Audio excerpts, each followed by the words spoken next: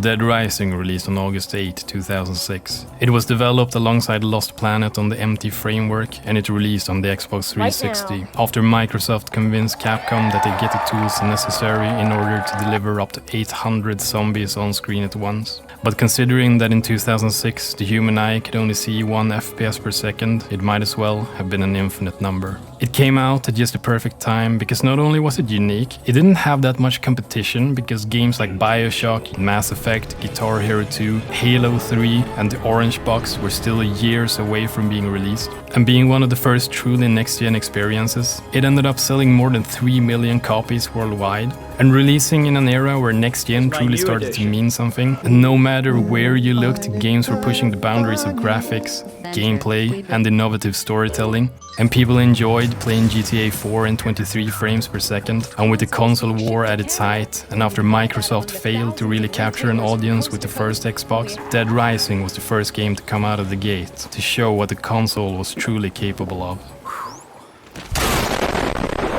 The game was part of Capcom's initiative to appeal to a Western audience. Created by the team behind Fall of Rome, it followed freelance photojournalist Frank West. Remember that name, because the whole world's gonna know it in 3 days. Who Capcom wanted to emphasize as an everyday average Joe and not a superhero, even purposely making him more ugly in order to be more relatable to a Western audience, because nothing screams ugly more than being somewhat handsome. Directly inspired by George A. Romero's Dawn of the Dead, and releasing around the same time as its remake, and with 28 days later still fresh on people's minds, Dead Rising delivered a cinematic zombie experience whose influence can still be seen today. The night and day mechanics from Dying Light, the wacky zombie killing fun from Dead Island, it all started here, because in Dead Rising, an assault rifle is as valid a weapon as Frank's spit. And although the game is known for its wackier elements, the story and voice acting in this game is actually pretty stellar, with all the main characters knocking it out of park, which is saying a lot because at the time Capcom was known for games like this. I so want to enjoy this. Infamous for its difficulty in a time where Dark Souls hadn't been created yet, the game got as much hate as it did praise for its timer that starts ticking as soon as you land on the roof of the mall, because with only 72 hours or 6 real-life hours, you need to find a way to save survivors, deal with psychopaths, survive the army, take photos, all while having to complete every story quest in order to uncover the truth of the outbreak. And although the timer got nerfed and later on removed, in this game it was tuned to perfection and helped to truly encapsulate how stressful it would be to be inside a zombie outbreak. And with Capcom running out of truly successful games to reboot, I think it's time to go back and play this wild take on the zombie genre, because this game has covered wars, you know. So the game starts off with one of the most iconic scenes in gaming, where we follow Frank West aboard a helicopter as he's going to the town of Willamete in order to investigate a mysterious riot that the army had to be called in to contain. And while flying around and witnessing the supposed riot, the game also teaches the player the PP mechanics, because in this game there will be a lot of PP. And after getting attacked by military helicopters, Frank decides to jump off at the roof of the Willamette Mall.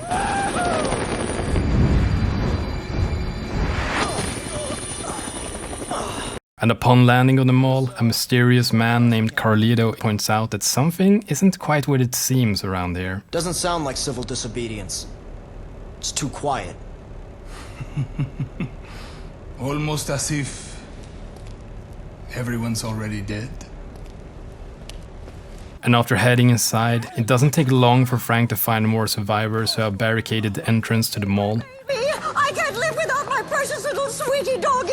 Oh, where is my Madonna? Where is she? Oh. Yeah, I'm sure that's not going to come back and haunt us. Frank also spots a mysterious woman standing near the entrance, and while helping to find things to barricade the entrance with, he spots a strange old man. Do you have any idea what you've done? But after some commotion by the entrance, the zombies start to swell in.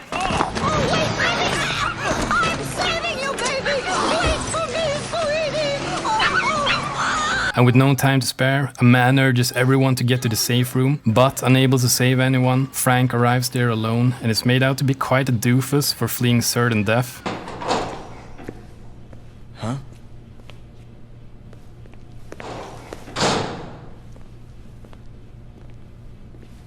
Where are the others? I don't know. I hope they got away. Oh, what a wacky guy. And the man introduces himself as Brad, and we're also introduced to Jesse, who both seem to know a bit more than they let on, but they refuse to talk about it, which means that Frank will have to figure out what's going on his own. The door is then sealed shut by Otis, a kindly old man who hands Frank a map and a transceiver, which is used to receive calls throughout the game about possible scoops and survivors. And this is where the madness truly begins, because in 72 hours, Frank has to figure out what is going on with the zombie outbreak, all while Carlito is running around and causing mayhem. He'll also need to save any survivors that haven't already been eaten by the zombie hordes, and with a day having already passed, it means it's nighttime, and with that, the weirdos come out. And as if Frank didn't have enough on his table already, he also has to take on a killer clown that hasn't quite learned how to float yet, as well as deranged cops, psychopathic convicts, all while the entire mall has been infiltrated by an evil cult. But even facing such insurmountable odds, Frank West doesn't give up, because Frank West is not locked inside his mall. This mall is locked inside of Frank West. He also has to contend with survivors that have motivations of their own, like Ronald here, who, if you rescue him, will get hungry and run off with other survivors in an attempt to find food, or Kendall Johnson, who doesn't believe a helicopter will come and takes off with even more survivors if it's not dealt with. And even if you can get to the survivors on time, there's no stopping them from getting killed by, zombies. And the best part about all of this is that the layout of the mall is also working against you, because while it doesn't make any sense from a realistic standpoint, with there only being one entrance and the mall basically being a giant circle, it's actually perfect from a game design perspective, because everything radiates outwards from the main safe room, allowing designers to place survivors and cases at just the right distance from each other in order to constantly keep you worried about time management. And in order to deal with all of this chaos, there is of course a leveling system, where Frank can kill zombies and take photos in order to level up, unlocking more health and item slots, as well as unlocking some of the best abilities seen in gaming history. I mean, who doesn't want to suplex a zombie? And while the game has a rather colorful art direction, don't be fooled, because this game is very much a game of attrition. You will never have enough resources, and weapons will break over and over, and survivors will die all around you as you make your choices about who to save and which route to take, all while trying to survive to the final day. And even death itself is part of the learning experience, because Dead Rising is all about dying and restarting in order to figure out the map and optimize your routes. For example, most people on their first playthrough will get to the clown, and after being unable to beat him, they'll go to the gun shop only to find it's barricaded by a man who won't give his guns up. However, if you know about this, you can restart the game and go to the gun shop before he gets there, get the guns and kill both the escaped convicts and the clown, who also drops a respawnable chainsaw that with upgrades is one of the best in the game. And this kind of alternate pathing is what gives the game so much replayability, because there's absolutely no way a first-time player will be able to do everything in this game on their first playthrough. And as day 2 continues, Frank's struggle with the psychopaths continue as a family of snipers have invaded the mall. Think you can pull it off, Thomas? But Daddy, he ain't no zombie. He's just a man. Thomas! We're doing this to survive. You know that. Yeah, that's what you get for telling your family not to hurt innocent people, you psycho. And down at the hardware store, a retired Jack Krauser has finally snapped. Long time no see, rookie. And uses his special forces training in order to give Frank a run for his money. And at this point, fangirls have also started to take note of Frank. Sorry, no time. And after restoring some HP, we go after Carlito, who has been spotted dragging Dr. Barnaby out of the bookstore. And with the clock ticking, he and Brad engage Carlito, which results in Carlito getting shot and injured while... God damn it, Brad. And after reloading, Brad gets shot, but not by me, which makes it fine. So the story continues with Dr. Barnaby being saved and brought back to the security room.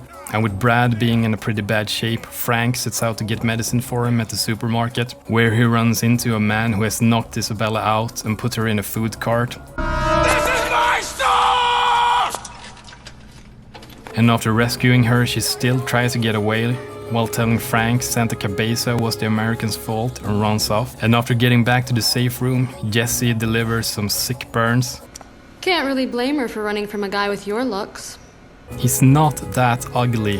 And with the medicine, Brad is healed and Frank sets out to find Isabella. And after an intense boss fight... Stop! What the hell are you doing? Hey! She finally relents and the two have a little chat. Wait, I've got to talk to you!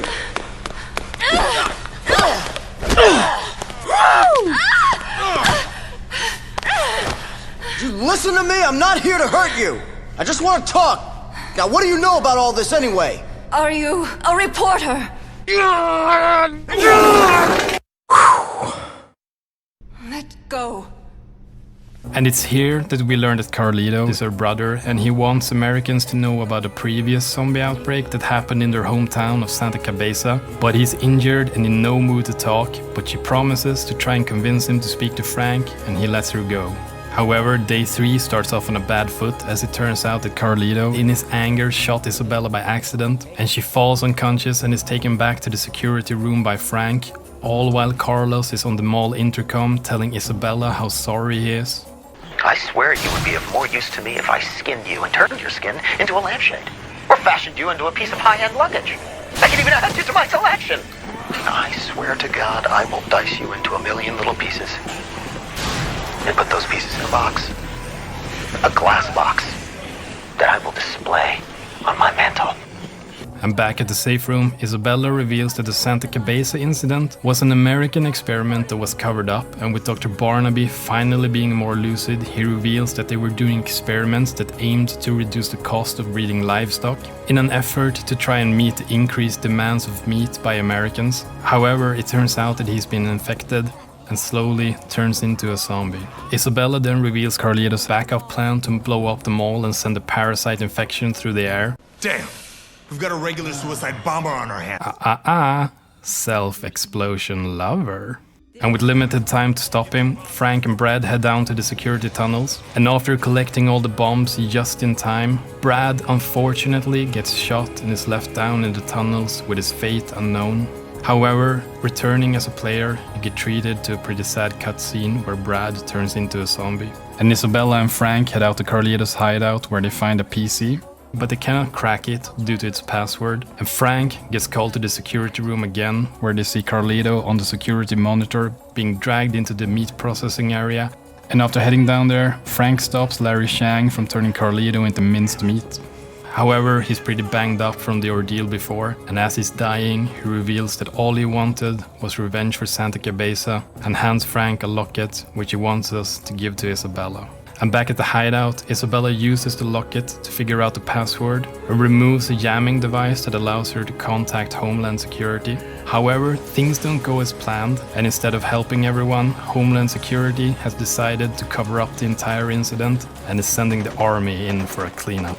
And at the security room, a Special Forces soldier confronts Jessie and tells her she's free to go if she signs an NDA.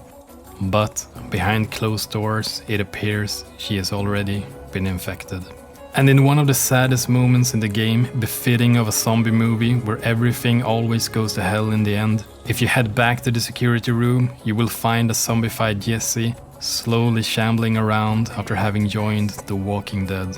You'll also find a note of the seemingly frail and innocent man Otis, who has somehow the Ninja Turtle his way through the Special Forces and stole a helicopter and promises Frank he owes him a drink if they should ever cross a path again. And after continuing up to the roof in order to complete the game, we get treated to a cutscene where we see Ed's helicopter from the beginning crashing and Frank collapsing with a sense of hopeless despair. But Isabella rescues him and brings him back to the hideout. And after cracking Carlos' password, it is revealed that he has infected 50 kids, which have then been adopted all across the United States. And it gets worse, as it seems that Frank himself has been infected. And with only hours to find a cure before turning, Frank fetches several key items for Isabella, who uses them to develop Sombrex, a medicine that will slow down the infection but can never halt it. And with it, Frank and Isabella make a mad dash out of the mall, where Frank is confronted by the army general in one final dash of glory, beating him in an unarmed one-on-one. And so ends the story of Frank West, with his story getting out, but blamed on a terrorist incident and soon forgotten. And every day his belly is aching for more food. When I first stepped out of the safe room and onto the roof and saw all the zombies slowly marching towards the Willamette Mall, I knew that this was a game for me. It was like all the best classic zombie movies packaged into one small next-gen experience, and I feel like there hasn't been a game like it since. With every sequel, a bit of the heart and soul of Dead Rising went away, and with American studios at the helm, the tone became very different and the core of Dead Rising was eventually lost. And if Capcom is to reboot the series, this is something that they'll absolutely need to bring back. And I think the best way to do that is to bring development back to Japan, because not only are Japanese developers experts at horror, they also tend to portray American culture in a very different way that started way back with Resident Evil 2, that was based more on movies and TV shows rather than reality, which is what gives the game such a unique feel. But even bringing it back to Japan, what could actually be improved? Well, for starters, there's only one psychopath in the entire game which can be turned back into a survivor by burning his private parts, which makes him come to his senses. And I feel like adding more NPCs like this could leave room for a lot of more interesting plot development. And speaking of the psychopaths, this game perfected them. Because while later entries started to feel more like Saints Row with zombies, this game has them all feeling very creepy and insane. Like they all snapped by the stress of being in a zombie apocalypse. Like hell, even the survivors are creepy in their own way, and you can almost just tell who is going to be doing something stupid just by the way they're written. And it works to the game's advantage, since it makes it feel like you're never quite sure what is going to happen. And while the AI is certainly bad and would ruin any other game, here it just makes them feel like all those stupid survivors from real zombie movies that constantly make dumb decisions. And somehow it just fits so well. Like it's actually all so good that I'm starting to question if it all didn't just come down to some blind luck. And one of the things that I really enjoy about this game that I still find so unique is that in this game you don't just go up to static NPCs to fetch quests where you go out in the woods, you do your thing and you come back. Rather, you come across most of the NPCs in a dynamic and organic way while simply running around the mall. Because even disregarding the cases, there's also unmarked encounters found throughout the game, meaning if you're at your first run through of the game, you will simply just not know about these people unless you stumble upon them. And it makes it all the more compelling, and it just makes you want to replay the game to see it all. And while the combat has aged extremely well, the same can't be said for the aiming system, because first of all you aim with Q, which I guess stands for cute attempt, because it reminds me of a time when all Japanese PC ports had like the strangest key bindings, as if they'd never seen such a strange hand controller before and figured it would be easier if they just used buttons close to the edge, because the gunplay is one of the two most important things that could elevate a reboot. So basically imagine the shooting to be like this instead of this. Another thing that I think that could be improved is the mall itself, because if you remove the zombies, what can you do exactly? Well, you can run around and pick up items, and that's about it. But what if the physics engine got improved, allowing you to build your own zombie killing devices, like something out of Breath of the Wild? It would still fit the sandbox theme of the game, but it would also allow for players' imaginations to just run wild. Because Dead Rising is the kind of game where the fun comes down from the situations you create, not because it's shoved down your throat like in the later Saints Row games. And I feel like something like this would add a ton of replayability, which is something that the new Capcom games in general kind of lack. And one thing that struck me about the story is how well written it is for a game that focuses on humor and killing zombies in wacky ways, which is a thing that I think that the sequels forgot about, because this game is dark and it takes itself very seriously.